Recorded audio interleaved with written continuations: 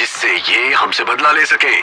अब दीपांकर अपने घोरी दल से कहते, आग का कुंड जला, कुछ नहीं सुनना, मौत के बदले मौत, यही।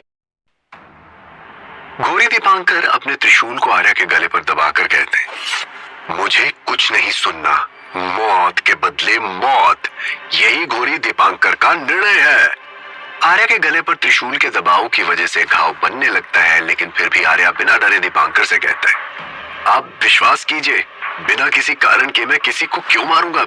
आप इतने समय से मुझे देख रहे हैं, क्या मैं ऐसे ही किसी को भी मार सकता हूँ? आर्या की बात सुनकर दीपांकर कुछ सोचते हुए कहते हैं, तुम पर ही तो मुझे भरोसा था आर्या, लेकिन इन अघोरी तांत्रिकों पर मुझे विश्वास नहीं है। इन लोगों ने रोचक को मारने के लिए जरूर तुम्हें उकसाया होगा, जिससे ये हमसे बदला ले सके। अब दीपांकर अपने घोरी दल से कहते, आग का कुंड जलाओ, जैसे इन लोगों ने रोचक को जलाकर मारा है, हम भी इन्हें जलाकर मौत के घाट उतारेंगे। आदेश पाते ही सारे घोरी साधु मिलकर एक विशाल आग का कुंड बनाकर उसमें आग जला देते। अब दीपांकर कालदर्शी के पास जाकर कहते, तू है ना घोरियों का सबसे बड़ा शत्रु, तो पहले तुझे ही जलाकर अपने बदले की शुरुआत करता हूँ। कालदर्शी को दीपांकर घसीटते हुए लेकर जाने लगता है। ये देखकर नयनतारा चीखते हुए आर्या से विनती करती, आर्या, गुरुजी को बचाओ, हमारे लिए वो हमारे माता पिता हैं। आर्या को झट से अपनी माँ और पिता की याद आती है।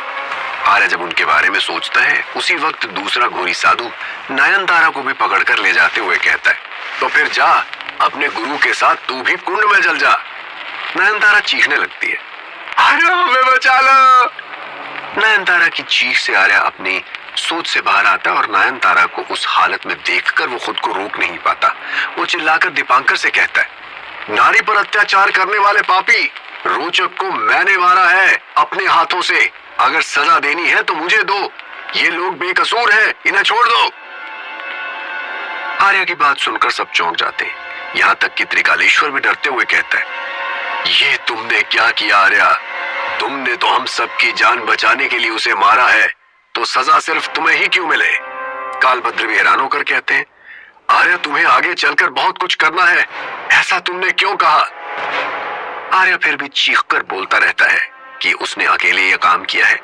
कालदर्शी आर्या से कहते हैं, नहीं आर्या, ऐसा मत करो, घोरी और अघोरियों के बीच की ये दुश्मनी सालों से चल रही है, तुम्हारी बलि चढ़ने से ये दुश्मनी नहीं मिटने वाली है। कालदर्शी अब दीपांकर की तरफ देखकर कहते हैं, रोचक को मैंने मारा है दीपांकर, तुम सबको छोड़ दो और मुझे सजा दो। दो तरह की बातें सुनकर सारे घोरी साधु हैरान हो जाते हैं और सोचने लगते हैं कि कौन सही और कौन गलत, सच क्या है और झूठ क्या है। तीसरी तरफ से कालभद्र कहते, नहीं, मैंने मारा है रोचक को, मैं भी तो अघोरी तांत्रिक हूं ना, वो तो मेरा भी दुश्मन था। सबकी बातें सुनकर दीपांकर जोर जोर से हंसने लगते हैं। उनको हंसते देखकर सब हैरान होकर उन्हें देखने लगते हैं। दीपांकर सबसे कहते, तुम लोगों ने क्या सोचा, दीपांकर को धोखा देकर तुम लोग बचकर निकल जाओगे? आर्या जोर से बताता है, कोई सच नहीं बोल रहा है, मैंने और सिर्फ मैंने रोचक को मारा है। इतना सुनते ही दीपांकर फिर से अपना त्रिशूल आर्या के गले पर रखकर कहते, तुम्हें क्या लगता है रोचक कौन था? आर्या कहता है, ये कौन नहीं जानता, वो एक घोरी साधु है। ये सुनकर दीपांकर चिल्लाते हुए कहते, मूर्ख, वो एक शुद्ध पुरुष था, 3-4 लोगों का मिलकर भी उसे मार पाना असंभव था, और तुझ जैसा एक नौसिखिया तो उसे किसी भी हालत में नहीं मार सकता। त्रिकालेश्वर ये सुनकर खुद से कहता है, ये भी मेरी तरह इस बच्चे को हल्के में ले रहा है, बहुत बड़ी गलती कर रहा है ये मूर्ख दीपांकर। तभी दीपांकर आर्या की गर्दन पर त्रिशूल रखकर उसे डराते हैं, सच बोल आर्या, किसने मिलकर मारा है उसे, नहीं तो मैं इस नयनतारा को अभी के अभी मार दूंगा। इतना कहकर वो अपनी आंखों से एक लाल रोशनी निकालते हुए नयनतारा की तरफ देखने लगते हैं और नयनतारा भी ज़ॉम्बियों की तरह तड़पने लगती है। ये देखकर आर्या दीपांकर से विनती करता है, मेरा विश्वास करो, उसे छोड़ दो, उसने कुछ भी नहीं किया है। सारे घोरी साधु चीखने लगते हैं, हमें रोचक की मौत का बदला चाहिए, बदला चाहिए। दीपांकर अपनी आंखों की लाल रोशनी सबके ऊपर डालते हुए कहता है, अगर सच में उसे आर्या ने मारा होता तो मुझे दिव्य दृष्टि से दिख जाता, मुझे ये सब क्यों नहीं दिखा? आर्या बताता है, रोचक जी के ऊपर सच में उस भयंकर मूर्ति की आत्मा सवार थी, जिसने उनकी रूह पर भी कब्जा कर लिया था। इसलिए शायद आप देख नहीं पाए होंगे। लेकिन आर्या की बातों पर ध्यान न देकर दीपांकर और घोरी साधु सबके ऊपर अत्याचार करने लगते हैं। उसी वक्त सबको हाथियों के चीखने की आवाज सुनाई देने लगती है, जिसे सुनकर सब चौंक जाते हैं। वो लोग देखते हैं कि बहुत बड़ी संख्या में सफेद रंग के बड़े बड़े हाथी अपने दांत और सूंड हिलाते हुए गुस्से से उन लोगों की तरफ आ रहे हैं। उन हाथियों का आकार साधारण हाथियों से बहुत ज्यादा बड़ा है। उन हाथियों को देखकर आर्या हैरान होते हुए बोलता है, अरे ये तो रुद्र हाथी है। रुद्र जाति फिर से वापस कैसे आ गई? उसकी पत्नी अंदर से कहती है, वो तुम्हारी रक्षा के लिए ही आए हैं। उन हाथियों को गुस्से में पागल होकर सारी चीजों को उठा उठाकर पटकते देख सभी लोग डर जाते हैं और घोरी साधुओं के हाथ से आर्य और बाकी बंदी छूट जाते हैं। वो हाथी गुस्से में जैसे ही घोरी साधुओं को घायल करना शुरू करते हैं, आर्य घबराकर उन्हें रोकने के लिए उनकी तरफ जाने लगता है। कालदर्शी उसे रोकते हुए कहते हैं, मत जाओ आर्य, भले ही वो रुद्र जाति के हाथी हैं, लेकिन वो इस वक्त गुस्से में हैं, वो तुम्हें भी घायल कर सकते हैं। आर्य उनसे कहता है, मुझ पर भरोसा रखिए, मैं जो करूंगा सोच समझ कर ही करूंगा। ये बोलकर आर्य उन गुस्से से पागल हाथियों के झुंड के सामने हाथ जोड़ते हुए कहता है, शुक्रिया, आपकी वजह से हम मुक्त हो गए, लेकिन आपको भी सबके प्राणों का ख्याल रखना है। आपके कारण किसी भी निर्दोष को मैं हानि नहीं पहुंचने दे सकता। कृपया शांत हो जाइए। आर्य के ये कहते ही उसके गले में पहने लॉकेट से फिर से रोशनी निकलने लगती है और उस रोशनी को देखकर धीरे धीरे सारे हाथी शांत हो जाते हैं। वो सब आर्य के सामने घुटनों के बल बैठ जाते हैं, जैसे कि उसे प्रणाम कर रहे हो। तभी एक हाथी आर्य को सूंड से अपने ऊपर बिठा लेता है। आर्य उस हाथी के ऊपर बैठा हुआ किसी राजा की तरह दिख रहा है। सारे हाथी जोर से आवाजें निकालकर उसका सम्मान करते हैं। आर्य प्यार से हाथी के माथे को थपथपाते हुए कहता है, शाबाश रुद्र हाथी, आप महान हो। वो हाथी धीरे से आर्य को जमीन पर उतार देता है और फिर सभी हाथी वहां से चले जाते हैं। घोड़ी दीपांकर अपनी नजर चुराते हुए अपने गुट के साथ जाकर थोड़ा दूर खड़े हो जाते हैं। आर्य उनके पास जाकर कहता है, मेरा यकीन मानिए, मैं रोचक जी को मारना नहीं चाहता था। उनके ऊपर सच में उस भयंकर मूर्ति की आत्मा का साया था। अगर वो नहीं मरते तो वो हम सबको और आपको भी मार देते। दीपांकर दुखी होकर पूछते हैं, क्या तुम किसी और तरीके से रोचक को उस आत्मा से मुक्त नहीं कर सकते थे? आर्य भी दुखी आवाज में जवाब देता है, उस आत्मा ने रोचक जी की रूह को भी अपने कब्जे में कर लिया था। अगर उन्हें नहीं मारा जाता तो वो एक ब्रह्म राक्षस बन जाते। क्या आप उन्हें ऐसा जीवन जीते हुए देख सकते थे?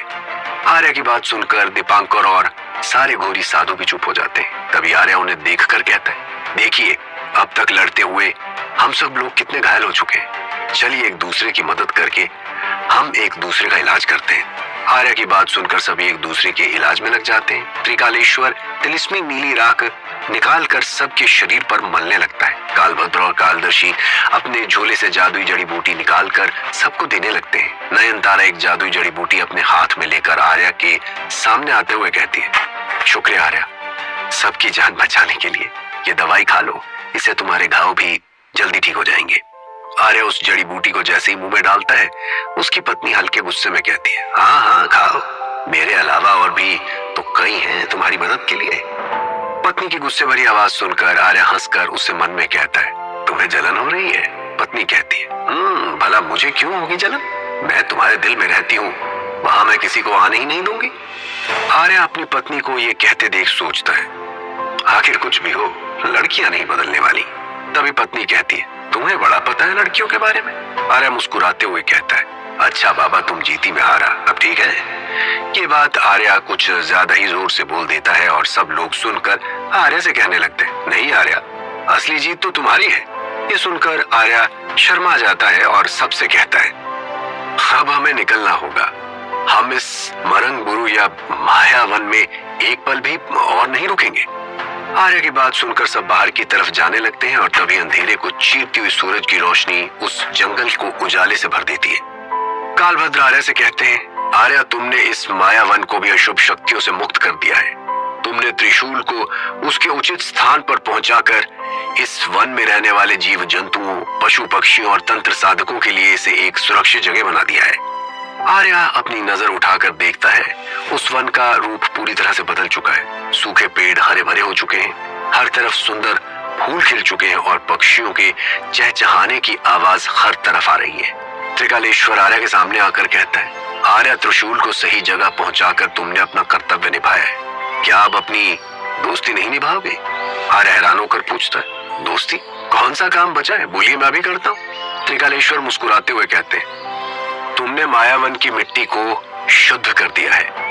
अब इस मिट्टी को ले जाकर तुम्हें निशिकांत की बिल्डिंग की मिट्टी से मिलाना है, जिससे कि वहां पर भी सब कुछ शुद्ध हो जाए। ये काम मैं तुम्हारे बिना कभी नहीं कर पाता।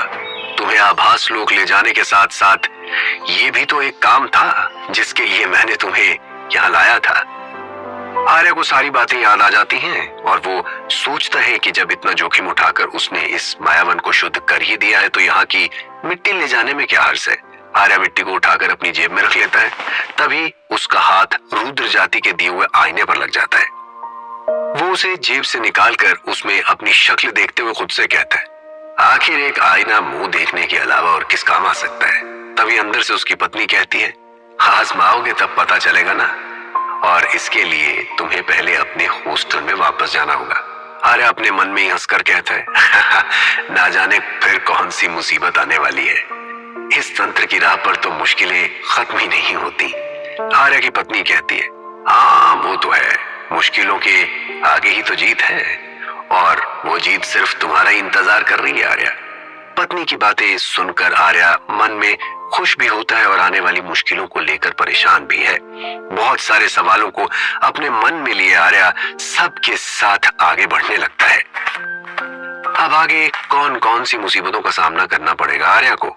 क्या अच्छाई की राह पर चलना इतना मुश्किल होता है, या फिर बुरे लोग होते हैं जो मुश्किलें पैदा करते हैं? तो फिर हमारी दुश्मनी किससे, मुश्किलों से या मुश्किलें पैदा करने वाले लोगों से? जानने के लिए साथ चलते रहिए महारक्षक आर्यमन के सफर पर और सुनते रहिए महारक्षक आर्यमन का आने वाला अगला एपिसोड। सिर्फ आर्या के अपने हॉस्टल के रूम में आते ही उसके अंदर से उसकी पत्नी बोलती है, और कितनी देर इंतजार करवाओगे मुझे? अब तो हॉस्टल के रूम में भी पहुंच गए हैं, चलो जल्दी से आईना निकालो। आर्या हैरानी से सोच रहा है, आखिर ये लड़की इतनी देर से मुझे आईने को निकालकर देखने के पीछे क्यों पड़ी हुई है? क्या है इस आईने के अंदर? तभी उसकी पत्नी हल्का गुस्से से कहती है, अब बिना एक भी क्षण गवाए और कुछ सोचे और पूछे बिना जल्दी से आईने को निकालो। ये सुनकर आर्या जल्दी से कुछ सोचे और पूछे बिना आईने को जैसे ही निकालकर अपना चेहरा देखता है, आईने के अंदर से एक पीला धुआं निकलने लगता है, जिससे उसकी आंखों के सामने धुंधलापन छा जाता है। आर्या कहता है, ये कैसा धुआं है? मेरी आंखें क्यों चल रही हैं? तभी वो धुआं कम हो जाता है और आर्या धीरे धीरे एक औरत की छाया को उस धुएं की जगह लेते हुए देखता है। ये देखकर आर्या चौंक जाता है, अरे आईने के अंदर तो किसी औरत की छाया दिखाई दे रही है। आखिर ये औरत है कौन, और इस आईने के अंदर कोई और कैसे दिखाई दे सकता है? ये सुनकर उसके अंदर से उसकी पत्नी कहती है, उन्हें प्रणाम करो आर्या, वो आदर के योग्य है। आर्या को कुछ भी समझ नहीं आता कि उसकी पत्नी ऐसा क्यों कह रही है। आर्या बेचैन होकर पूछता है, आखिर क्यों, कौन है ये औरत, क्या मैं इन्हें जानता हूँ? आर्या आगे कुछ बोलता उससे पहले ही उसकी पत्नी कहती है, ये मेरी माँ है, इन्हें प्रणाम करो आर्या। अपनी पत्नी की बात सुनकर आर्या चौंक जाता है। आर्या हैरान होकर उन्हें प्रणाम करता है और फिर अपनी पत्नी से पूछता है, तुम्हारी माँ, क्या मतलब है तुम्हारा? मुझे समझ नहीं आ रहा है कि तुम्हारी माँ इस आईने के अंदर कैसे और क्यों है? आर्या की पत्नी उदास होकर कहती है, इस आईने को मेरी माँ ने अपने हाथों से बनाया था। वो इस आईने के सामने बैठकर रोज सजती संवरती थी। बचपन में मुझे मेरी दादी ने ये आईना दिया था, लेकिन मैंने इसे खो दिया था।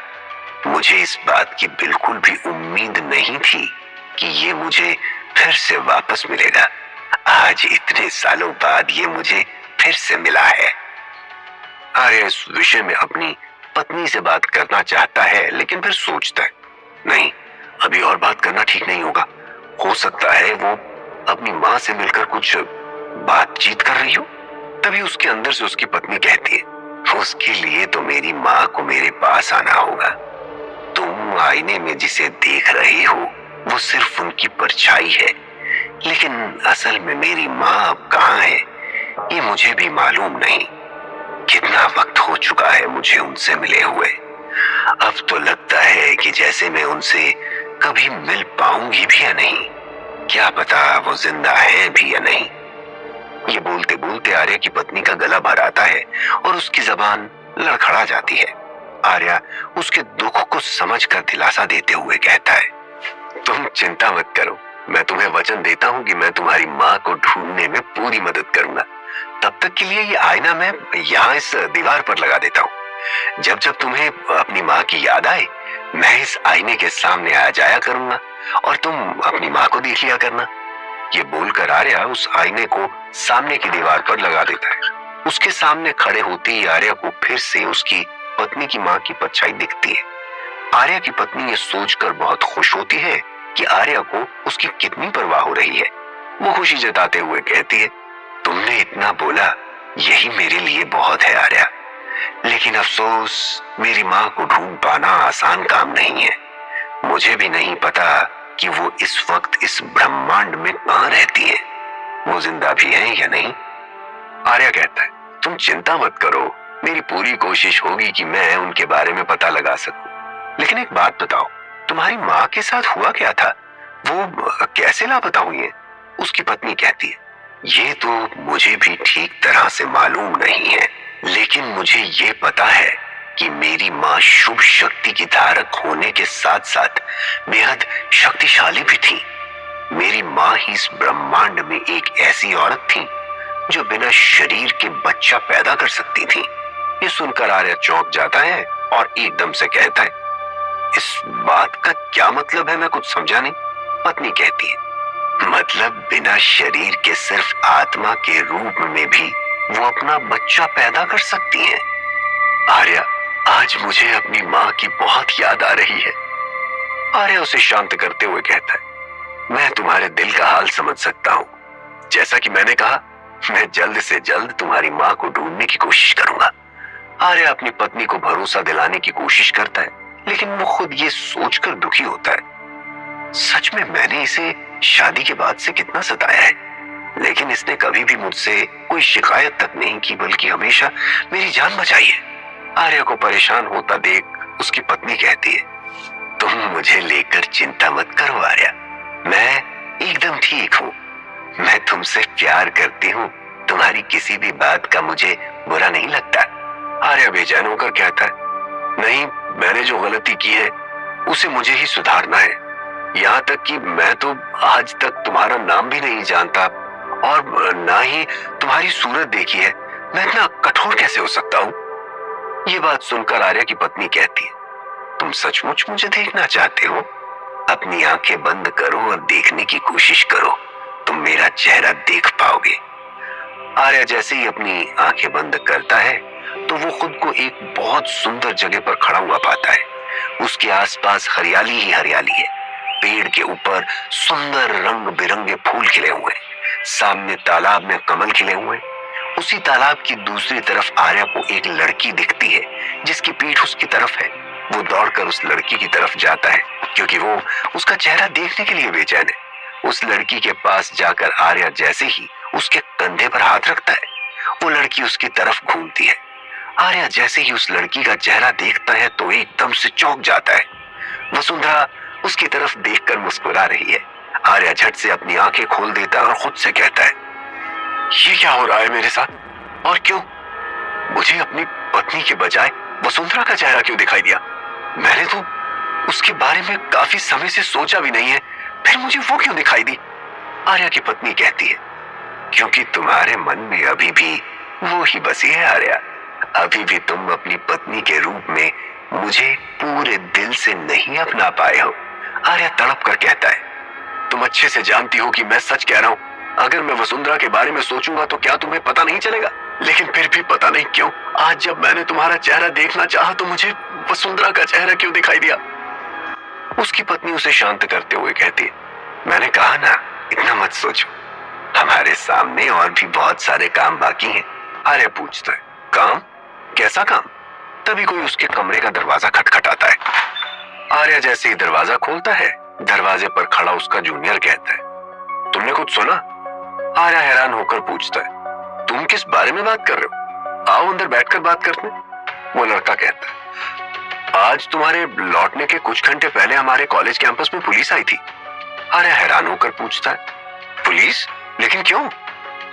करण नाम का वो लड़का आगे बताता है, मुझे नहीं पता, बस इतना पता है कि पुलिस आकर शीतल मैम और माया को पकड़ कर ले गई। ये सुनकर आर्या के ऊपर जैसे बिजली आ गिरती है और पूछता है, क्या शीतल मैम और माया को पुलिस ने गिरफ्तार कर लिया? लेकिन उन लोगों का जुर्म क्या है? करण कहता है, वही तो हमें जानना है। मैडी भी उन लोगों के पीछे पीछे थाने गया है, शायद वो तुम्हें कुछ बता सके। आर्या ये सुनकर झट से अपना फोन निकालते हुए मैडी को फोन करने की कोशिश करता है। The person you are trying to call is not answering. लेकिन उसका फोन नहीं लगता। आर्या परेशान होकर सोचने लगता है, मैडी का तो फोन ही नहीं लग रहा है, लेकिन जो हुआ है वो तो होना ही था। मिस शीतल ने जो किया है उसके लिए उन्हें कानून से सजा तो मिलनी ही चाहिए। बिना किसी सिक्योरिटी के वो इतने सारे स्टूडेंट्स की जान को दांव पर कैसे लगा सकती है? लेकिन माया, उसको क्यों लेकर गई है पुलिस? उसके पिता के किए की सजा उससे तो नहीं मिलेगी। अगर ऐसा हुआ तो भी मैं उसमें कुछ नहीं कर पाऊंगा। कानून तो अपनी तरह से कार्रवाई करेगा ही और जिसे दोषी पाएगा उसे पकड़ेगा। लेकिन ये भी तो हो सकता है कि पुलिस उसे सिर्फ पूछताछ के लिए लेकर गई हो।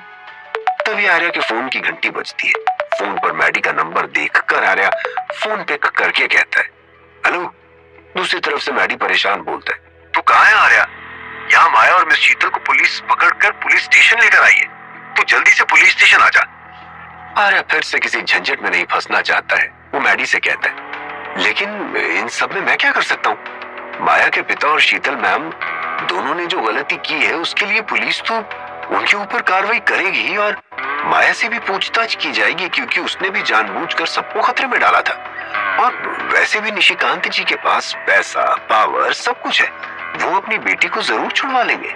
मैडी अब गुस्से में कहता है, तू जितना समझ रहा है यहाँ मामला उतना सीधा नहीं है। उन लोगों के खिलाफ एफआईआर दर्ज की गई है और उनके ऊपर अटेम्प्ट टू मर्डर का इल्जाम लगाया गया। आर्या बुरी तरह से चौंकते हुए पूछता है, एफआईआर? वो भी अटेम्प्ट टू मर्डर का इल्जाम? कौन है जिसने एफआईआर दर्ज करवाई है?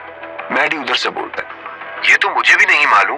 पुलिस कुछ बताने के लिए तैयार नहीं है। जिन लोगों ने एफआईआर करवाई है वो आ रहे हैं। अगर मेरी बातों पर और माया के ऊपर तुझे थोड़ा भी भरोसा है तो प्लीज तू भी आ जा। ये बोलकर मैडी फोन को काट देता है। आर्या हैरान परेशान सा पुलिस स्टेशन की तरफ निकल जाता है और जाते जाते उसके मन में सिर्फ एक ही सवाल उठ रहा है, कौन हो सकता है जिसने माया और उसके पिताजी के खिलाफ एफआईआर दर्ज करवाई है? ये सोचते सोचते आर्या पुलिस स्टेशन के अंदर पहुंच जाता है। वो सलाखों के अंदर बैठी माया और शीतल को देखकर उन लोगों के पास जाने ही वाला होता है कि तभी एक कांस्टेबल आकर उसे रोकते हुए कहता है, कहाँ घुसे जा रहे हो भाई? ये पुलिस थाना है, कोई मंदिर या फिर मस्जिद नहीं। किससे मिलना है? आर्या कुछ नहीं कह पाता। वो सिर्फ माया की तरफ ही देखता रहता है। आखिर किसने एफआईआर दर्ज की है माया, निशिकांत और मिस शीतल के खिलाफ? और निशिकांत इस वक्त कहाँ है? क्या इस बार इस मुसीबत से उन लोगों को बाहर निकालने में सफल हो पाएगा आर्या? जानने के लिए पुलिस स्टेशन में कांस्टेबल आर्या को माया और मिस शीतल से मिलने से रोककर उसे काफी कुछ बोल रहा है, लेकिन आर्या के कानों तक उसकी एक भी बात नहीं पहुंच रही थी, क्योंकि वो इस वक्त गहरी सोच में डूबा हुआ है।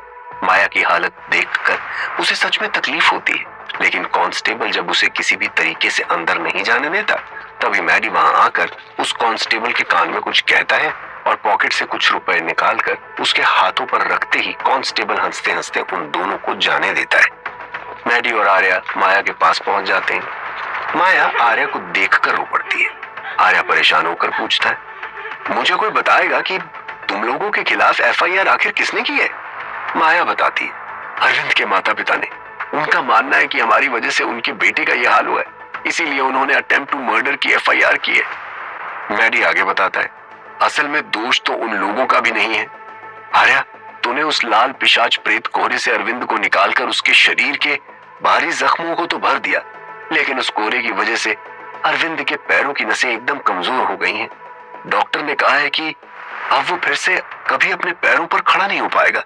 ये सुनते ही आर्या एक पल के लिए सुन्न रह जाता है और फिर कहता है, इतनी कोशिशों के बाद भी मैं सबको सही सलामत वहां से निकाल कर नहीं ला पाया। तभी मिस शीतल कुछ कहने के लिए जैसे ही आती हैं, आर्या उनके ऊपर गुस्से से टूट पड़ता है। देख लिया आपके लालच और लापरवाही की वजह से अरविंद का क्या हाल हो गया है? शीतल रोते हुए कहती, आर्या ये सब बोलकर मुझे और शर्मिंदा मत करो प्रिंसिपल मुझे नौकरी से भी निकाल रहे हैं। अब लगता है मुझे बाकी की जिंदगी जेल में ही काटनी पड़ेगी। तभी गुस्से से थाने के अंदर अपने वकील के साथ आते हुए निशिकांत गुस्से से कहते, कौन है यहाँ पुलिस का ऑफिसर? मैं भी तो देखूं पुलिस के कौन से ऑफिसर में इतनी हिम्मत आ गई है कि उसने निशिकांत की बेटी को सलाखों के पीछे डाल दिया है। तब इंस्पेक्टर त्रिपाठी अपने कैबिन से निकलकर आते हुए कहता है, आवाज नीचे। निशिकांत दोगुनी आवाज में कहते हैं, तो क्या आप मेरी बेटी को पकड़ कर लाए हैं? इंस्पेक्टर त्रिपाठी हंसकर कहता है, हाँ, वैसे हम तो आपको ही लाना चाहते थे, क्योंकि एफआईआर आपके और शीतल मैडम के खिलाफ ही दर्ज की गई है। लेकिन आप तो मिले ही नहीं, इसीलिए सोचा क्यों ना आपकी बेटी को ही पकड़ लिया जाए, फिर आप तो आ ही जाएंगे अपने आप। और देखिए वही हुआ जैसा हम सोच रहे थे। निशिकांत गुस्से से लाल होकर बोलते, मेरे यहाँ आने की कीमत आगे चलकर आपको चुकानी होगी। आप मुझे जानते नहीं हैं। आपके मुझे पकड़ने के चक्कर में देखिए कहीं आपकी वर्दी के साथ साथ आपकी नौकरी भी ना चली जाए। मेरी बेटी को छोड़िए अभी के अभी। इंस्पेक्टर त्रिपाठी भी अब गुस्से से कहता है, बिल्कुल, लेकिन उसके बदले आपको अंदर जाना होगा, और मैं आपकी धमकियों से नहीं डरने वाला। मैंने बहुत देखे आपके जैसे। निशिकांत गुस्से से दहाड़ते हुए बोलते, जबान संभाल कर बात करो इंस्पेक्टर साहब, मैं तुम्हें धमकी नहीं सच्चाई बता रहा हूं। मेरे पास इतना पैसा है कि मैं खड़े खड़े तुमको क्या पूरी सरकार गिरा या बदल सकता हूं। तभी अरविंद के माता पिता मिस्टर एंड मिसेस देसाई वहां आते। मिस्टर देसाई निशिकांत की बात सुनकर गुस्से से बोलते, बहुत पैसा है ना आपके पास, इसीलिए चंद पैसों की खातिर इतने सारे बच्चों की जान को जोखिम में डालने से पहले एक बार भी नहीं सोचा आपने? निशिकांत और कुछ कहते, लेकिन उससे पहले मिसेस देसाई कहती, आपका पैसा क्या मेरे बेटे को फिर से चलने के काबिल बना पाएगा? आपने मेरे बेटे की पूरी जिंदगी ही तबाह करके रख दी है। निशिकांत कहते, देखिए आप लोग मुझे एकदम गलत समझ रहे हैं। मैंने सिर्फ उनके कॉलेज की ट्रिप को स्पॉन्सर किया था। अब वहां खतरा है कि नहीं, ये बात तो कॉलेज वालों को देखनी चाहिए थी। मिस्टर देसाई कहते, बिना कुछ सोचे समझे आपने पूरी ट्रिप स्पॉन्सर क्यों की? निशिकांत कहते, वहां और भी बच्चे थे, लेकिन नुकसान सिर्फ आपके बेटे को ही हुआ। जानते हैं क्यों? क्योंकि सभी के मना करने के बाद भी उसने अपने मन की ही की। खासकर उसने आर्या की बात भी नहीं मानी। अब कोई खुद को मुसीबत में डालेगा तो हम क्या कर सकते हैं, बोलिए? निशिकांत और मिस्टर एंड मिसेस देसाई के बीच की बातें बढ़ते बढ़ते एक झगड़े का रूप लेने लगती हैं। पुलिस स्टेशन के ऑफिसर से लेकर कांस्टेबल सभी के काफी कोशिश करने के बाद भी वो लोग रुकने का नाम नहीं लेते। इन सब के बीच फंसकर इंस्पेक्टर त्रिपाठी की हालत खराब होने लगती है। वो जल्दी से कांस्टेबल को कहता है, जल्दी से इनकी बेटी को छोड़ दो। कांस्टेबल कहता है, लेकिन सर एफआईआर दर्ज हो गया, हम इनकी बेटी को कैसे छोड़ सकते हैं? इंस्पेक्टर त्रिपाठी कहता है, हाँ, लेकिन एफआईआर उस लड़की के नाम पर नहीं है। उसे छोड़ दो, टीचर को रहने दो, और निशिकांत को भी हमें हिरासत में लेना होगा। कांस्टेबल माया को छोड़ देता है। तभी आर्या आकर कहता है, नहीं, किसी को कुछ मत कीजिए, मुझे थोड़ा टाइम दीजिए। इंस्पेक्टर त्रिपाठी का अब तक आर्या पर ध्यान ही नहीं गया था। आर्या को देखकर वो पूछता है, तुम हो कौन भाई? तभी मैडी और माया आकर कहते हैं, ये हमारा दोस्त आर्यमन है, हम सब एक ही क्लास में पढ़ते हैं। माया कहती है, अरविंद आज इसी की वजह से जिंदा है। आर्या ने मेरे पापा को भी उनकी प्रॉपर्टी के सिलसिले में हेल्प की है। इंस्पेक्टर त्रिपाठी चौंक कर कहता है, अच्छा तो यही आर्यमन। अच्छा आर्यमन, अब क्या तुम मुझे बता सकते हो पूरा माजरा आखिर है क्या? आर्या कहता है, ये माजरा आम इंसानों के बीच का नहीं है सर, नेचुरल और सुपर नेचुरल चीजों का है। तंत्र मंत्र, शुभ अशुभ शक्ति के बीच की लड़ाई है, जिस वजह से अरविंद की ये हालत हुई है। त्रिपाठी थोड़ा हैरान होकर कहता है, इसीलिए इस केस की कोई भी चीज मुझे समझ नहीं आ रही है। डॉक्टर्स भी कह रहे हैं कि अरविंद के पैरों की नसों को देखकर लगता है कि कोई बहुत वजनदार चीज उसके पैरों पर गिरी है, इसीलिए नसों का डैमेज हुआ है। लेकिन भारी चीज से जो इंजरी होती है वो उसके पैरों पर कहीं दिखाई नहीं दे रही है। आर्या कहता है, इसीलिए तो कह रहा हूं सर, इन सबको छोड़ दीजिए।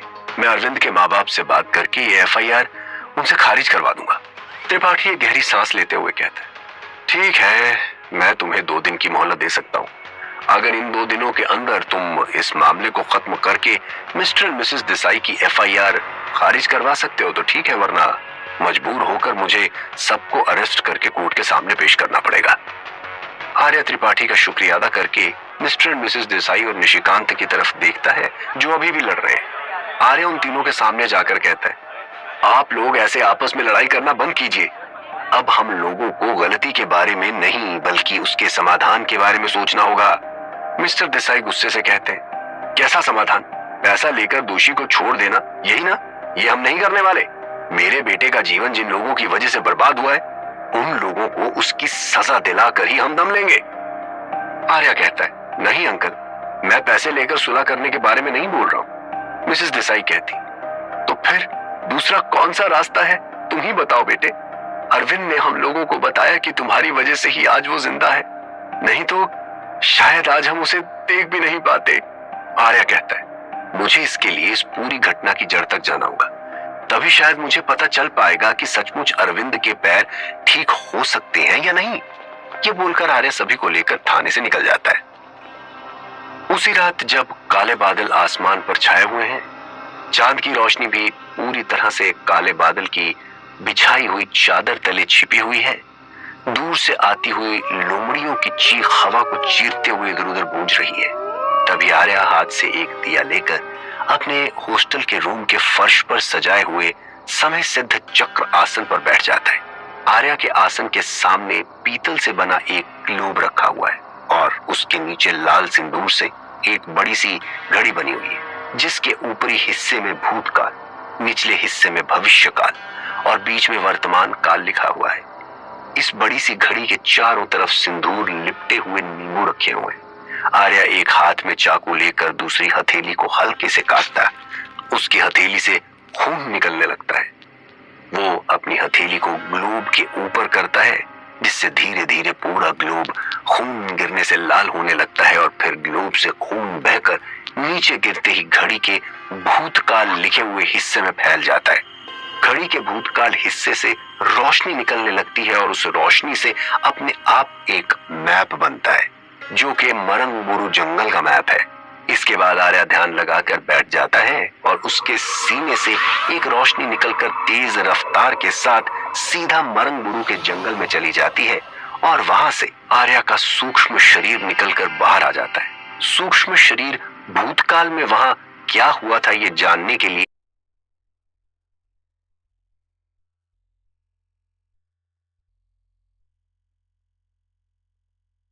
अपनी आंखें बंद कर लेता है और उसके सामने पूरा का पूरा जंगल घूमने लगता है।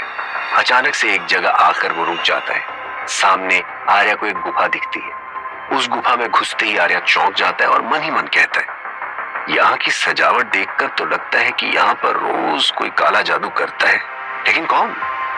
तभी आर्या के कानों में किसी के मंत्रोच्चारण की आवाज सुनाई देती है।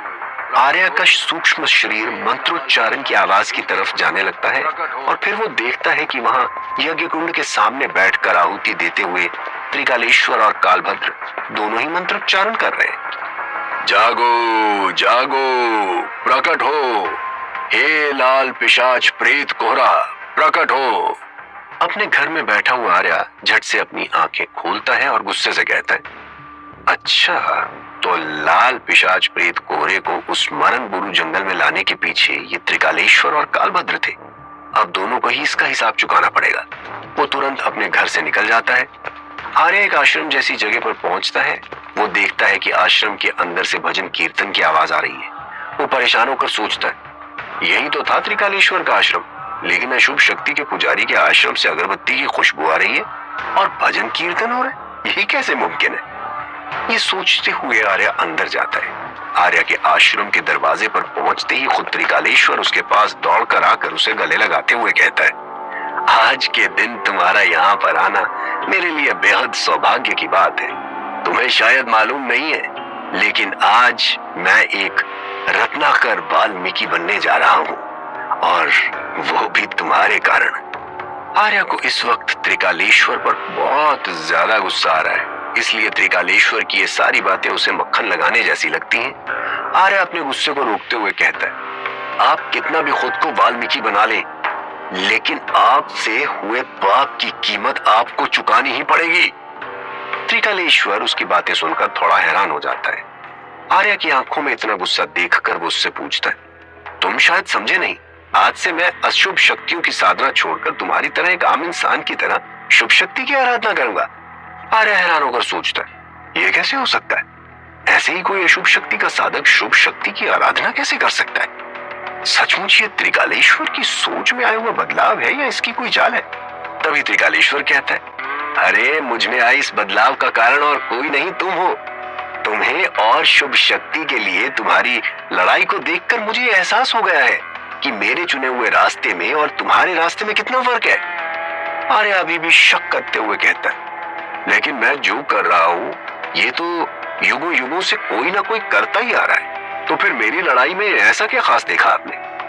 त्रिकालेश्वर कहता है, दुनिया को बचाने के लिए खुद को जोखिम में डालना, तुम्हारे इन्हीं जज्बातों ने खुद को बदलने में मेरी सहायता की है। अशुभ शक्ति की साधना सिर्फ दुनिया को ही नहीं बल्कि जो उसकी साधना करता है उसे भी खत्म कर देती है, लालची और स्वार्थी बनाती है। लेकिन आज से मैं खुद को बदलूंगा ताकि तुम्हारी हर लड़ाई में तुम्हारे साथ खड़ा रह सकूं।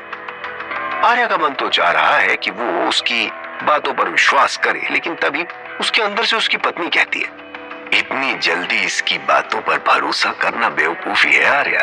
ये एक जाल है तुम्हारा भरोसा जीतने के लिए, मत फंसो इसके बिछाए जाल में।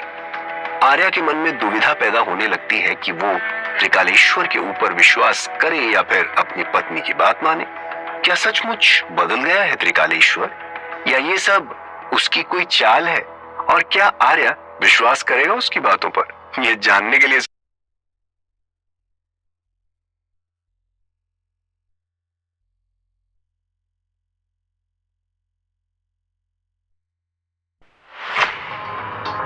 त्रिकालेश्वर लगातार आर्या को विश्वास दिलाने की कोशिश किए जा रहा है कि वो अब बदल गया है और आर्या की तरह शुभ शक्ति का पुजारी बन गया है, लेकिन आर्या के कानों तक उसकी अधिकतर बातें नहीं पहुंचती।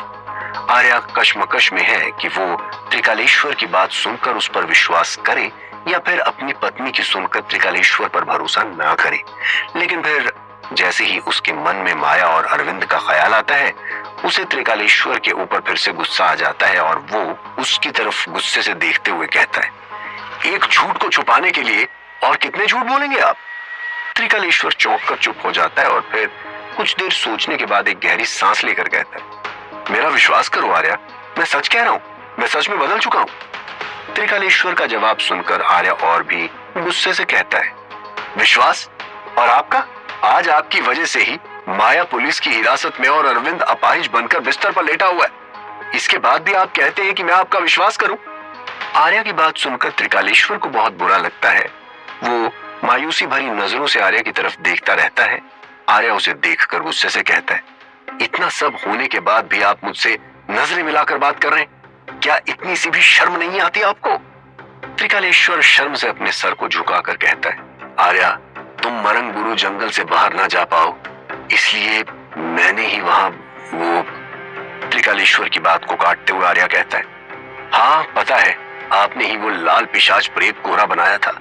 उसी की वजह से अरविंद के पैर की नसें कमजोर हो गई हैं और वो चल नहीं पा रहा है। त्रिकालेश्वर पश्चाताप की आग में जलते हुए कहता है, मुझे माफ कर दो आर्या, लेकिन मुझे सच में नहीं पता था कि ऐसा कुछ हो जाएगा। आर्या के चेहरे से साफ पता चल रहा है कि उसे त्रिकालेश्वर के मुंह से निकली हुई कोई भी बात अच्छी नहीं लग रही है, लेकिन उसे किसी भी कीमत पर अपने दोस्त को बचाना है। इसीलिए वो और बहस ना करते हुए कहता है, मुझे आपकी सफाई नहीं सुननी, आपने जो भी किया गलत किया है, आपको उसकी भरपाई करनी होगी। आर्या के मुंह से ये सुनकर त्रिकालेश्वर खुश होकर पूछता है, क्या करना होगा मुझे? बोलो आर्या, मैं सब कुछ करने के लिए तैयार हूँ। मुझे भी तुम्हारी तरह लोगों के लिए अच्छे काम करने हैं। मैं साबित करना चाहता हूँ कि मैं बदल गया हूँ। आर्या त्रिकालेश्वर की तरफ देखकर सोचता है, किसी की फितरत इतनी आसानी से नहीं बदल सकती।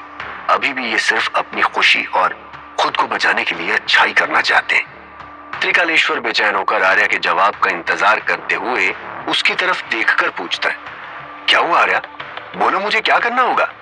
आर्या अपनी सोच से निकलकर कहता है, आप दूसरों के लिए अच्छे काम करना चाहते हैं ना, तो आपको अरविंद को फिर से पहले जैसा बनाना होगा। ये सुनकर त्रिकालेश्वर के चेहरे पर परेशानी छाने लगती है और वो आर्या से पूछता है, क्या डॉक्टर उसका इलाज नहीं कर सकते?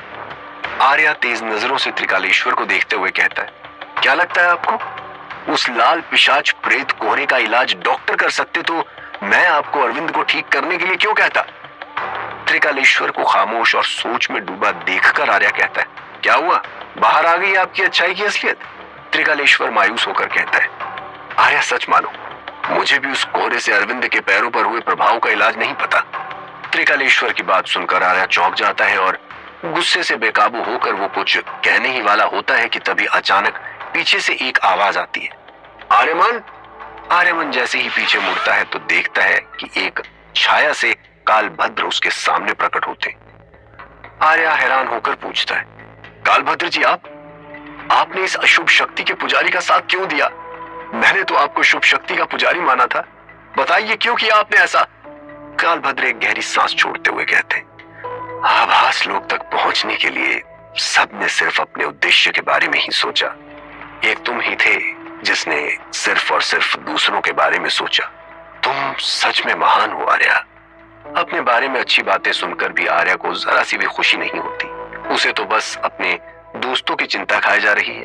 वो परेशान होकर कहता है, आप दोनों की वजह से अरविंद की आज ये हालत हुई है, इसीलिए आप दोनों को ही उसे किसी भी कीमत पर ठीक करना ही होगा, नहीं तो मैं ये भूल जाऊंगा कि आप लोग मुझसे उम्र और दर्जे में बड़े हैं। कालभद्र आर्या को शांत करते हुए कहते हैं, मुझे तुम्हारे दुख और परेशानी का एहसास है आर्या, लेकिन हमारा यकीन करो, अरविंद का इलाज कैसे होगा ये तो हम भी नहीं जानते। ये सुनकर आर्या चौंकते हुए बोलता है, नहीं पता? तो फिर क्या होगा? मैं अपने दोस्त को इस हालत में नहीं देख सकता, कोई तो उपाय होगा।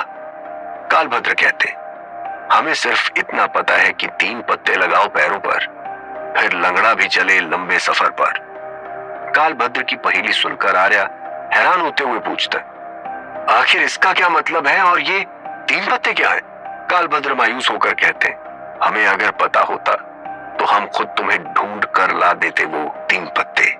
आर्या समझ जाता है कि इनके पास इस पहेली या फिर उन 3 पत्तों के बारे में और कोई भी जानकारी नहीं है। आर्या एक भी पल ना गवाकर अपने हॉस्टल की तरफ चलने लगता है और मन में सोचता है, 3 पत्ते लगाओ पैरों पर, फिर लंगड़ा भी चले लंबे सफर पर। आखिर क्या है ये 3 पत्ते और कहां मिलेंगे?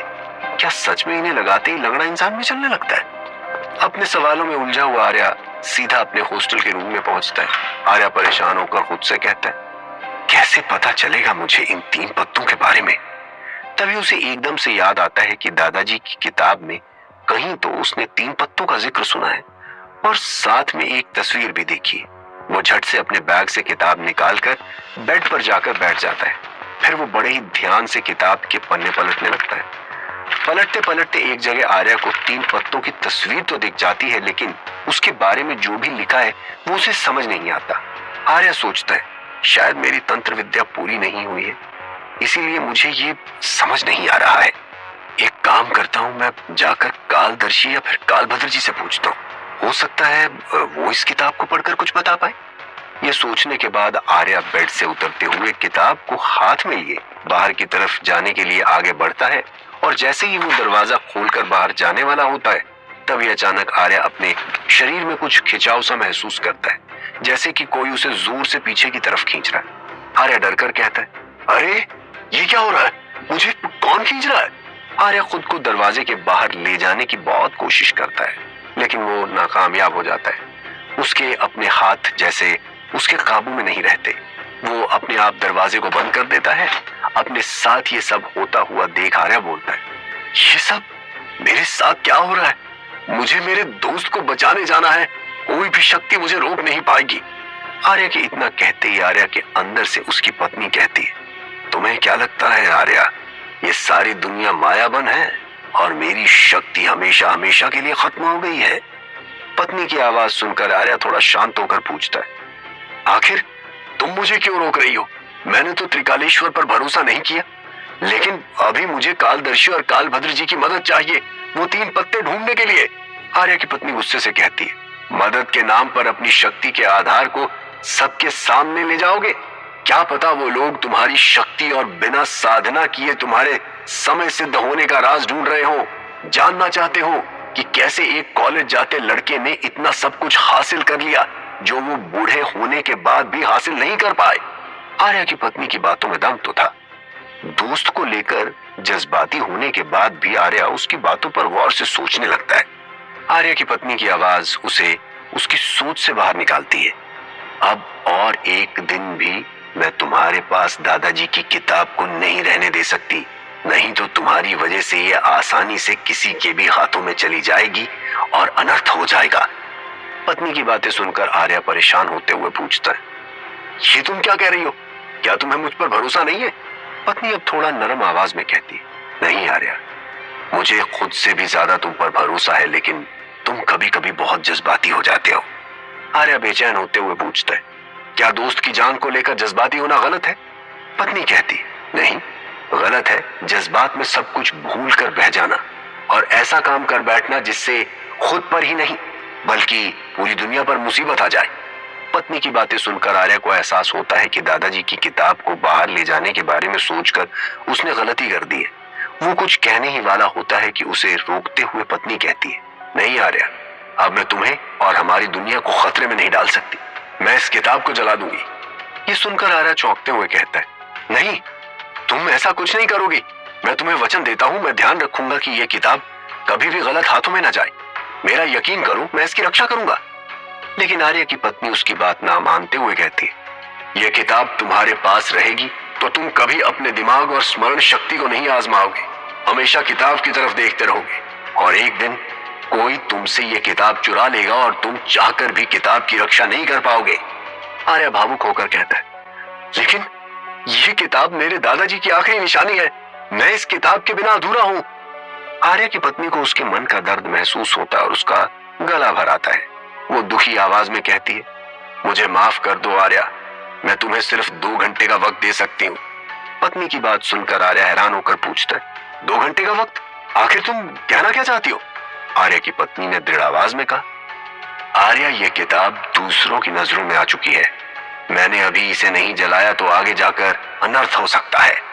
आर्या उदास होकर कहता है, क्या सच में कुछ नहीं हो सकता? कुछ तो उपाय होगा किताब को मेरे पास रखने का, मैं दादाजी की इस किताब को खुद से अलग नहीं करना चाहता। आर्या की पत्नी उसका दर्द समझते हुए कहती है, हमारे साथ जो नहीं रह सकते वो हमारे दिल और दिमाग में रहते हैं, जैसे दादाजी, वो भी तो तुम्हारी यादों में बसते हैं। उनकी बातें, उनके साथ बिताया हर एक पल तुम्हारे दिल में आज भी जिंदा है। आर्या पत्नी की बातें समझने लगता है, लेकिन दादाजी की बातें याद करके उसकी आंखों से आंसू बहने लगते हैं और वो कहता है, मैं समझ गया, मुझे किताब को अपने दिमाग और अपनी यादों में संभाल कर रखना होगा। आर्या की पत्नी कहती है, उसके लिए तुम्हारे पास बस 2 ही घंटे बचे हैं, तुम्हारा वक्त शुरू होता है अब। आर्या के मन में खलबली मच जाती है। वो परेशान होकर कहता है, अरे 2 घंटे में क्या होगा, अभी तो बहुत सारे पन्ने बाकी हैं, उन्हें याद करने में ही 2 दिन गुजर जाएंगे, 2 घंटे की जगह कुछ दिन नहीं मिल सकते। आर्या की पत्नी गंभीर आवाज में कहती, क्या तुम अरविंद से वक्त मांग सकते हो? क्या उसका दर्द इतने लंबे वक्त तक सहन कर सकते हो? आर्या ये बात सुनकर खामोश हो जाता है। उसकी पत्नी फिर से कहती है, सिर्फ खामोश बैठने से कुछ नहीं होगा आर्या, तुम्हें किसी भी तरह उस 3 पत्ते वाले रहस्य के बारे में जानना ही होगा, और वो भी 2 घंटों में। क्या सच में आर्या बस 2 घंटों में दादाजी की किताब को याद कर पाएगा, या फिर उसके पास 3 पत्ते ढूंढने का कोई उपाय ही नहीं बचेगा? जानने के लिए सुनक्षक आर्यमन का आने पर आर्या की पत्नी ने उसे दादाजी की पूरी किताब पढ़कर याद करने के लिए सिर्फ 2 घंटे का वक्त दिया है, जिसके बाद वो उस किताब को जला देगी। सिर्फ 2 घंटों में आर्या इतना सब कुछ कैसे पढ़ पाएगा? आर्या तेजी से पन्ने पलटने लगता है और उसमें लिखी हुई बातों को देखकर वो हैरान होकर मन में सोचने लगता है, अरे ये क्या, मैंने तो ये पन्ने पढ़े ही नहीं है, लेकिन इनमें लिखी ज्यादातर बातें तो मुझे पहले से ही पता है। आर्या एक एक करके दादाजी की किताब के पन्ने पलटता जाता है और वो देखता है कि उन सब पन्नों में लिखी हुई ज्यादातर बातों को वो इन दिनों अपने जीवन की घटनाओं से सीख चुका है। वो हैरान हो जाता है और उसकी पत्नी कहती है, जीवन से बड़ा शिक्षक कोई नहीं है आर्या, इसीलिए ही तो शेरिंग जी ने तुम्हें यहाँ पढ़ने भेजा है, ताकि तुम जीवन की राह पर चलते गिरते संभलते जल्द से जल्द सब सीख जाओ। आर्या पत्नी की बात समझकर कहता है, तो फिर इसमें लिखी हुई ज्यादातर बातें तो मुझे पता है। पत्नी कहती है, हाँ, और अरविंद को ठीक करने के लिए जिस चीज को तुम ढूंढ रहे हो वो आखिरी 100वें पन्ने में है, तंत्र से चिकित्सा का उपाय। अब तुम जल्दी से किताब के उस 100वें पन्ने तक पहुंच सकते हो आर्या ये सुनकर जल्दी से बाकी की किताब पढ़कर उस आखिरी पन्ने को खोलकर जल्दी जल्दी पढ़ने लगता है और किताब समाप्त करता है। आर्या की पत्नी अब उससे कहती है, आर्या अब हमें इस किताब को जलाना होगा। आर्या पत्नी से विनती करते हुए कहता है, नहीं ऐसा मत करो, मैंने सब याद कर लिया है, लेकिन ये मेरे दादाजी की आखिरी निशानी है, इसमें दादाजी की लिखावट है, प्लीज इसे रहने दो मेरे पास। पत्नी आर्या से दुखी आवाज में कहती है, मेरे पास कोई और चारा नहीं बचा है आर्या, तुम मुझसे विनती मत करो, नहीं तो किताब जलाते वक्त मुझे कष्ट होगा, लेकिन मुझे उससे कई गुना ज्यादा बुरा लगेगा अगर ये किताब किसी गलत इंसान के हाथ लग गई। ये सुनकर आर्या की आंखों से आंसू निकलने लगते हैं, लेकिन वो एक भी शब्द नहीं बोल पाता। ये देखकर पत्नी कहती है, आर्या मैं तुम्हारे दिल का हाल समझ सकती हूँ, मुझे पता है ये किताब तुम्हारे लिए सिर्फ किताब नहीं है, इसके पन्नों में दादाजी का स्पर्श छुपा हुआ है। आर्या दुखी होकर कहता है, चाहे कुछ भी हो, मैं भी इसे किसी गलत इंसान के हाथों में जाते नहीं देख सकता, भले ही मुझे दुख हो पर हमें इसे जलाना ही होगा। आर्या ये बोलकर किताब बंद कर देता है, फिर बड़े ही भक्ति और श्रद्धा से किताब को अपने सर पर लगाकर कहता है, दादाजी मेरे नसीब में आपके अंतिम संस्कार का सौभाग्य तो नहीं था, लेकिन आज इस किताब को जलाते हुए मैं ये महसूस कर रहा हूँ जैसे मैं आपका ही अंतिम संस्कार कर रहा हूँ। आर्या की आंखों से आंसू बहने लगते हैं। वो किताब को हाथ में लेकर खूब रोता है और फिर अपने दिल पर पत्थर रखकर किताब को अपने हाथों से जलाने लगता है। अपनी आंखों के सामने दादाजी की आखिरी निशानी को जलते देख आर्या टूट जाता है। आग से निकलती रोशनी में रोते रोते आर्या की लाल हो चुकी आंखों को देखकर उसकी पत्नी भी एकदम दुखी हो जाती है। आर्या एकदम पत्थर की मूर्त की तरह जलती हुई किताब को देख रहा है। कुछ देर बाद आग पूरी किताब को राख बनाकर बुझ जाती है। आर्या की हालत देखकर आर्या की पत्नी कहती है, अपने आप को संभालो आर्या, उठो और किताब की राख को कहीं रख कर आओ। उसकी बात पूरी भी नहीं होती कि अचानक आर्या चीख उठता है, नहीं ये मेरे दादाजी की अस्थियां हैं, मैं इन्हें कहीं जाने नहीं दे सकता। ये बोलकर आर्या एकदम से उठकर अपने बैग से एक लाल कपड़ा निकालता है और उसमें राख को समेट कर रखने लगता है। राख को उठाते उठाते आर्या देखता है कि कुछ आधे जले हुए पन्ने अभी भी बचे हुए हैं। राख के बीच से आर्या को एक पन्ने पर कमल का फूल बना हुआ मिलता है। आर्या को याद आता है कि वो कमल का फूल उसके दादाजी ने अपने हाथों से बनाकर आर्या को दिखाया था जब वो एकदम छोटा था। आर्या ये सब लाल कपड़े में समेटकर अपने सीने से लगाकर दुख से चीख उठता है, दादाजी। उधर हॉस्टल के कॉरिडोर से आर्या के कमरे की तरफ आते हुए अचानक से आर्या की दर्दनाक चीख सुनकर मैडी दौड़कर कमरे के अंदर आता है और चारों तरफ फैले धुएं को देखकर वो कुछ समझ नहीं पाता। वो हैरान होकर आर्या से पूछता है, आर्या यहाँ चारों तरफ इतना धुआं कैसे, और तू चिल्लाया क्यों, सब ठीक तो है ना? मैडी का डरा हुआ चेहरा देखकर आर्या खुद को संभाल कर झट से लाल पोटली को अपने बैग में रखते हुए कहता है, नहीं कुछ नहीं, वो मेरे घर वालों की याद आ रही थी। आर्या मैडी की तरफ पीट करके जल्दी से अपने आंसू पोंछ लेता है, लेकिन आर्या की बात मैडी को हजम नहीं होती। वो शक भरी नजरों से आर्या को देखते हुए कहता है, घर वालों की याद आने से तेरा क्या मतलब है? फिर वो जमीन पर जलती हुई आग को देखकर कहता है, तू बता क्यों नहीं रहा है कि क्या जलाया तूने अभी यहाँ पर? आर्या को समझ नहीं आता कि वो मैडी को क्या जवाब दे। वो बात को खत्म करने के लिए कहता है, वो मेरे पास एक तिलिस्मी चीज थी जो मायावन जंगल में जाकर खराब हो गई, बस उसी को जला दिया मैंने। मैडी आर्या का उदास चेहरा देखकर उसकी पीठ को थपथपाते हुए कहता है, चिलकर आर्या, मैं उस मायावन जंगल से ही एक और तिलिस्मी चीज तेरे लिए लाया हूं। तिलिस्मी चीज, वो भी मायावन से? ये दोनों बातें सुनते ही आर्या बेहद परेशान और हल्का गुस्सा होकर मैडी से कहता है, मायावन से जुड़ी हर चीज कितनी खतरनाक हो सकती है, इसका अंदाजा नहीं है क्या तुझे? ये जानते हुए भी तू फिर से मायावन जंगल से कोई चीज उठाकर ले आया। अभी के अभी उस चीज को बाहर फेंक कर आ। मैडी ने ये सोचा था कि आर्या को सरप्राइज देकर वो खुश कर देगा, लेकिन उसे इस तरह से परेशान और गुस्सा होता देखकर मैडी का मूड ऑफ हो जाता है और वो उदास होकर कहता है, ठीक है, अगर तू कहता है तो मैं उसे फेंक देता हूँ, ये कहकर मैडी अपने बैग से एक लंबी सी लकड़ी की तलवार निकालता है, जिसे देखते ही आर्या को कुछ याद आता है और तभी उसकी पत्नी अंदर से कहती है, तुमने बिल्कुल ठीक पहचाना है आर्या, ये वही दादाजी की किताब में लिखी हुई जादुई तलवार है जिससे तुम आत्माओं और भूतों को भी मार सकते हो। आर्या झट से उसके हाथों से उस लकड़ी की तलवार को लेकर कहता है, अब थैंक यू मैडी, इतना कीमती गिफ्ट मुझे देने के लिए।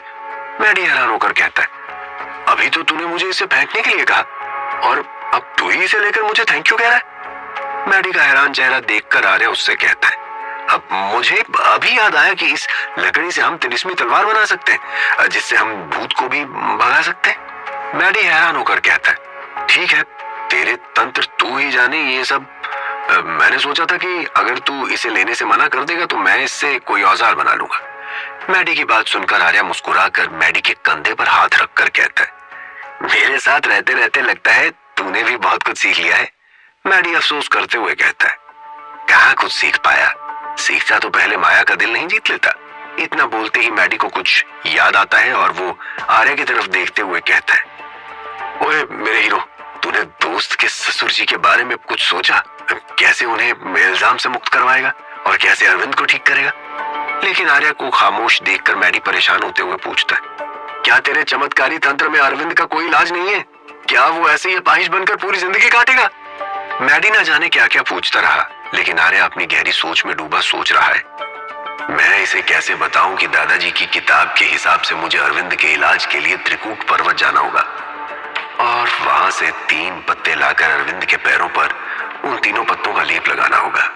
लेकिन उस पर्वत का रास्ता ही तो मुझे पता नहीं है। गहरी सोच में डूबे आर्या को मैडी हिलाकर पूछता है, क्या हुआ आर्या, कुछ तो बता, क्या कोई उपाय नहीं है? लेकिन जब आर्या कुछ जवाब नहीं देता तब मैडी उदास होकर बाहर जाते हुए आर्या से कहता है, आर्या, सबको तुझ पर बहुत भरोसा है, हमें पता है तू कुछ भी करके अरविंद को ठीक कर देगा। इतना बोलकर मैडी बाहर चला जाता है और आर्या वैसे ही बैठा सोचता रहता है।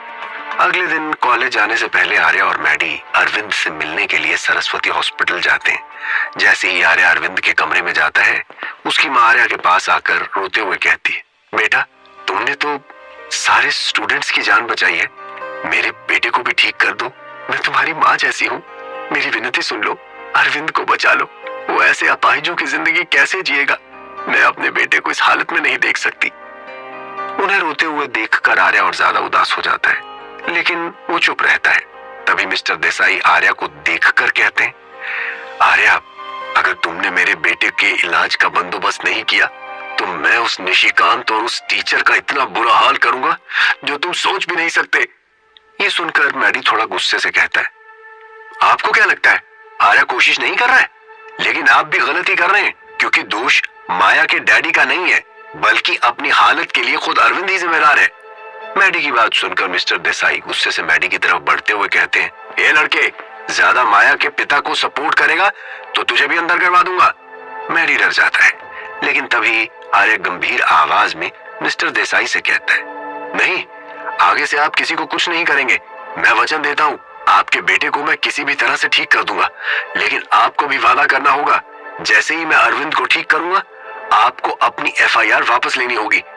आर्या की बात सुनकर मिस्टर देसाई खामोश हो जाते हैं, लेकिन मिसेस देसाई रोते हुए कहती, हाँ बेटा, मैं तुम्हें वचन देती हूँ, अगर मेरा बेटा ठीक हो गया तो हम FIR वापस ले लेंगे। ये सब बातें करके आर्या हॉस्पिटल से मैडी को लेकर बाहर तो निकल आता है, लेकिन अंदर से वो बहुत ज्यादा परेशान हो जाता है। जैसे ही आर्या अपनी क्लास में आता है, तब उसकी क्लास के स्टूडेंट उनकी जान बचाने के लिए आर्या को थैंक यू बोलते हैं और उसकी बहुत तारीफ करते हैं। लेकिन आर्या को कुछ भी अच्छा नहीं लगता। उसके दिमाग में एक ही बात घूम रही है कि उसने वचन तो दे दिया है, लेकिन दादाजी की किताब में लिखे हुए उस खतरनाक त्रिकूट पर्वत पर वो जाएगा कैसे, और वहां से त्रिमुखी रुद्राक्ष के पेड़ से अलग अलग 3 पत्ते वो कैसे लाएगा। आर्या क्लास में बैठ तो जाता है, लेकिन उसकी बेचैनी खत्म होने का नाम ही नहीं लेती। उसके मन में असफल होने का डर बढ़ने लगता है। उसकी बेचैनी और उसके डर को महसूस करते हुए उसकी पत्नी कहती है, 7 समंदर और 13 नदियों को पार करने के बाद जब सुनहरे रंग का द्वीप आएगा, वही है वो त्रिकूट पर्वत। लेकिन वहां जाने के लिए जिस शक्ति का होना जरूरी है, वो अभी तुम्हारे पास पास नहीं है। इसीलिए पत्नी की अधूरी बात सुनकर ही आर्या क्लास से उठकर तुरंत बाहर की तरफ आ जाता है और अपनी पत्नी से कहता है, बस और कुछ नहीं, मुझे खुद से ज्यादा फिक्र मेरे दोस्त की है, इसीलिए मैं उस त्रिकूट पर्वत पर जरूर जाऊंगा। आर्या तेज कदमों से चलते हुए हॉस्टल की तरफ जाने लगता है। उसकी पत्नी बार बार उसे जाने से मना करती है। नहीं आर्या, तुम वहां अभी मत जाओ। आर्या अचानक रुककर गंभीर आवाज में कहता है, तुम्हें मेरी कसम, तुम मुझे त्रिकूट पर्वत जाने के लिए अब नहीं रोकोगी। आर्या की कसम सुनकर उसकी पत्नी एकदम खामोश हो जाती है और आर्या हॉस्टल से अपना बैग लेकर त्रिकूट पर्वत के लिए निकल पड़ता है। क्या अपनी अधूरी शक्तियों के साथ आर्या पहुंच पाएगा त्रिकूट पर्वत पर? क्या वो अपना वचन पूरा कर पाएगा या फिर दोस्त की जान बचाते बचाते खुद की ही जान गंवा देगा आर्या? जानने के लिए